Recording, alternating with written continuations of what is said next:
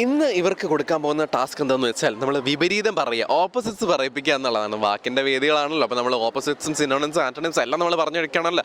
അതുകൊണ്ട് ഞാൻ പിള്ളേരോട് ചോദിക്കാൻ പോകാം. കമാ, കീർത്തിയുടെ വിപരീതം എന്താണ്? ആകൃതി. അടിപൊളി. അല്ല, സുകൃതിയോ? അറിയില്ല. അതിന് അപകീർത്തി എന്നാണ് പറയുന്നത്. ആധുനികത്തിന്റെ ഓപ്പോസിറ്റ് എന്താ? പുതിയത്.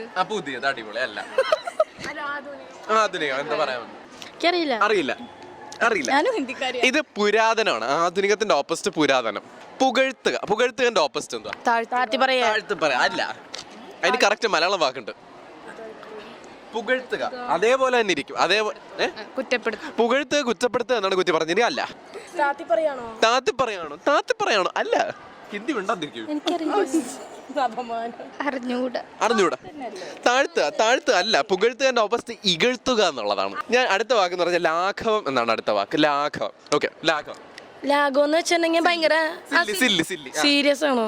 സീരിയസിന്റെ മലയാളം എന്താ? ജാഗ്രതയാണോ? ജാഗ്രത. അടിപൊളി. അല്ല, ഗൗരവം. ഒരുത്തരം പറഞ്ഞു.